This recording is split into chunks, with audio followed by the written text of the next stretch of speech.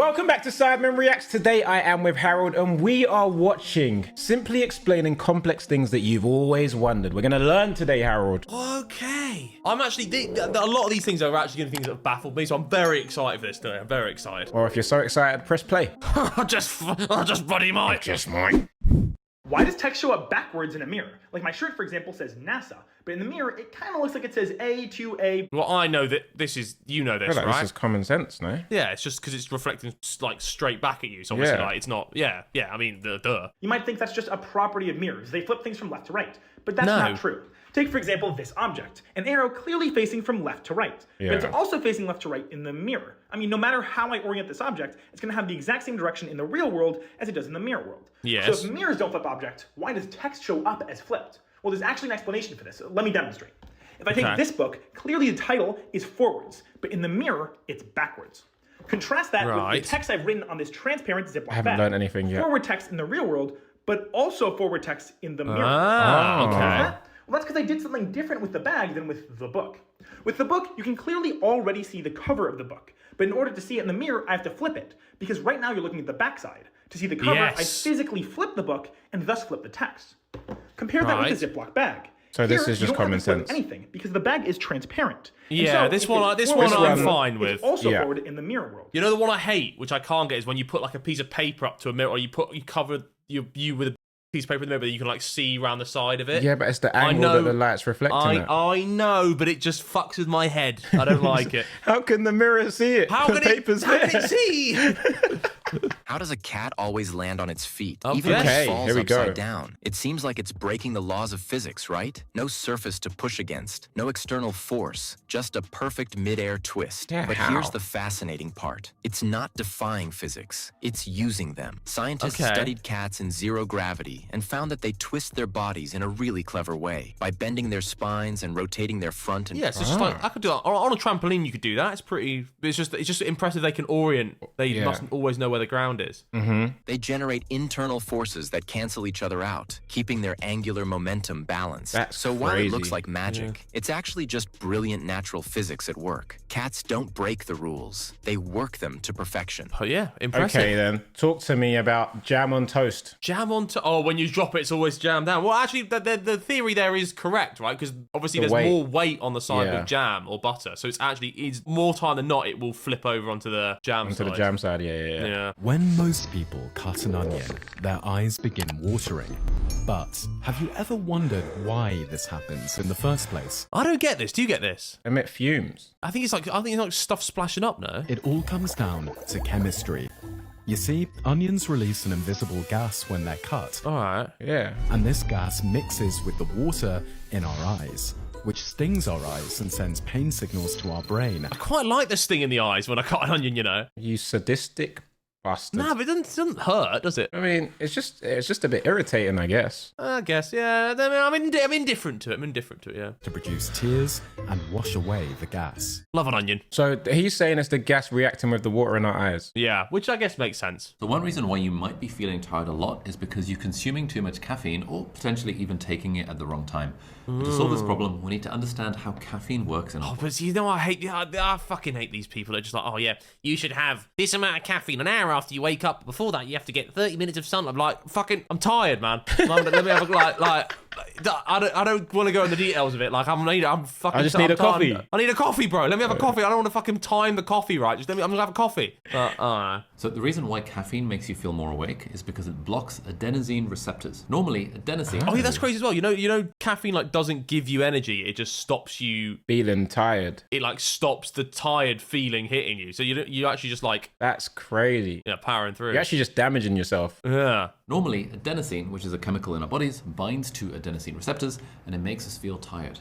And adenosine builds up in our bodies during the day so that in the evening we feel tired and we can fall asleep. But because caffeine is a very similar shape to adenosine, it also binds to those adenosine receptors. That's quite cool. This then blocks the adenosine receptor, and so now adenosine can't make us feel sleepy. You've taken my fucking He's parked in my spot.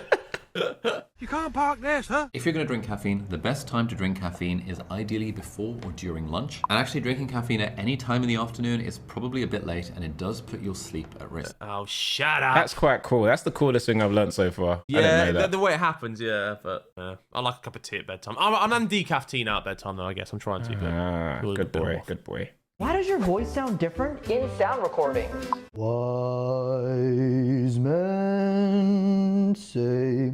Nice voice, you. Well, that's been pitch shifted. Yeah. You must have noticed this yourself.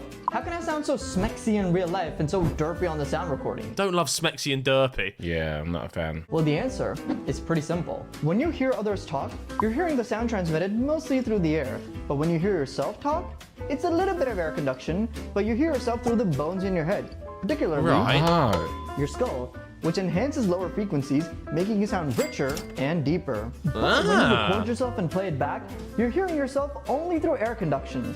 And fortunately or unfortunately, that's how you sound to others. No. Interesting. Wait, I sound more deep and full to myself. So I sound the way I hate to others. Oh my Wow. I gosh. didn't realise that. But it makes sense, yeah, because I'm hearing the internal sound of me as well. And you're just hearing the Wow. Oh my gosh. That is kind of mad. That's kind of mad. That's why I hate listening to my voice. Yeah. Dare I say that the closest thing we have to magic on Earth might be Bluetooth? Like, you're telling me that the Earth just started with rocks and water. Yeah, Bluetooth is crazy, isn't it? Bluetooth's nuts. actually crazy. It's actually nuts. I don't understand the science behind it. We somehow built Bluetooth out of that. Kind. Bluetooth is a short-range wireless communication technology that allows devices to exchange data over distances between 10 to 100 meters, making it perfect for things like headphones, keyboards, smartwatches, and more. Bluetooth unites different devices through the transmitting device, like a phone, sending out a unique signal over radio waves. So it's just radio. Okay. Over radio waves to the receiving device, like headphones. It converts your audio into binary code, aka ones and zeros, and sends the code to the receiver, who turns that code back into audio. Once the two devices have paired or united, they will jump between 79 different frequency channels up to 1,600 times per second to avoid interference. Mental. But what it really comes down to is a technology that allows you to unite devices. And all the way back in the 10th century, there was a Viking who is famously known for uniting Denmark and Norway, and his name was Harold Bluetooth. Okay. Harold Bluetooth. What a fucking name, mate. Bluetooth logo is just a combination of his initials. I was wondering why they called it that. Wow. That is crazy. And it's meant like it is crazy, like, but you know when you edit on a computer and if you're using Bluetooth headphones, like it's off by like a split second. Yeah. But it's crazy how just like how quickly it can take the data. I don't know, it's mental, man. It's crazy. And even look, Magic. even the symbol is just HMB in Nordic. Yeah, that is sick. That's cool. When you look at your phone, a special camera shines thousands of tiny invisible dots on your face. Bro, I see this on my dash cam. when it uses the infrared, you see it like flash up on your face whenever you're... Oh, do you? Yeah. Oh, that's sick. These dots measure your features and create a 3D map. The phone compares this map to the one it already has saved. Also, even with Face ID, you know, so when I go skiing, right, I've got ski goggles on and I've got like a snood up to my... All And it it can still see is works. my fucking snout, and I swear to God it still works. And I'm like, how is this possibly... I've got a helmet and ski goggles on. It can't... Like, it's really crazy. To be fair, it must be think- so confident. They updated the tech when during COVID when people had to wear masks because there was an iOS update where it's like you can now use Face ID with a mask on. So it must just be so accurate that even like from like it literally seeing a slit of my face and it's like that is 100% without question. I know those eyes. Yeah, well, they couldn't even see my eyes. They couldn't see my eyes. Like, oh yeah, And it can crazy. still recognize you if you're wearing glasses or even if you've grown a beard. If they match, mental. the phone will unlock. And all of this happens in just a fraction of a second. If Face ID's mad because like you forget life before Face ID. Like Face ID is so like just sorts Insane, everything, and it's like yeah. and it's the best thing for like even like banking apps. It's so Yeah, yeah. it's crazy. Why do people yawn, and why is it contagious? Oh, I'm sure you've seen someone yawn before, and it's most likely caused you to yawn as well, but have you stopped and wondered why? Well, different animals do No. it for different reasons. For example, snakes yawn to realign their jaw, and fish yawn to get more water into their gills at a time, but for humans, there isn't a 100% agreed upon reason. They say so the brain needs more oxygen though. Although researchers have a few theories. Some people think it's to get more oxygen to our bodies, but a lot of studies disprove this. Also, the fact that that most people don't yawn while working out, which is when you need a lot of oxygen anyways. The most agreed upon reasons, though, have to do with brain cooling. Yawning to cool down the most important part of our body. But why do we yawn when we see others yawn? Well, most people think it's due to two things, empathy and mirror neurons. First, empathy, because when you see somebody yawn, it's easy to remember a time when you were tired too, causing you to yawn. And also because of mirror neurons, where when we see somebody do something, our mind wants us to do it too. No, but half the time you don't even realize that someone around you's yawned and you just do it. Subconscious, yeah. Yeah. But I think yawning inherently is quite like I wouldn't say a nice thing, but like it's quite like a, I don't know, it's quite like a. Nah, because I need to yawn now. Sorry, but it's quite like a. It's not a nice. It's a nice comforting feeling. I don't know for some reason. I don't know. So I can see why you want to do bro.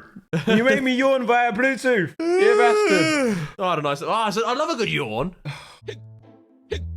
Hiccups are mostly triggered when you eat or drink something too quickly. Hiccups. Oh, I hate hiccups, man. Spasm of the what it's called. This usually happens when the diaphragm, the muscle between your chest and abdomen that helps you breathe, contracts involuntarily. The sudden contraction causes an abrupt intake of air, which is then stopped by the closing of your vocal cords, producing the hiccup sound. Oh, okay. That's cool. But how would you stop a hiccup, Toby? What's your tactic of stopping hiccups? I actually don't know. There's a fair few. There's the hold your breath one. There's the pretend to drink a glass of water one. What else is there? My favourite one is like, what is it? It's like, if you hiccup again, I'll give you 50 quid. Someone asks you to do that, you can't do it. Are you serious? Yeah, I've had it done to me loads. Like, if you got the hiccups, someone comes to you, right? I think I used to do it when I was a kid. Oh yeah, we'll give you 50p if you stop hiccuping, or if you hiccup again for us now, and you can't do it. No way. Maybe try that next time. But it has to be like an amount of money that like actually kind of value. Okay. And then but then obviously it's a risk that the person will then. But then what will happen is people will fake hiccup, and then you're fucked. Scamming you. But it does actually somewhat work. Oh, well, that was somewhat, a few of them were quite interesting. That was Harold and Toby learning on SidemenReacts. We'll see you next time. Bye-bye.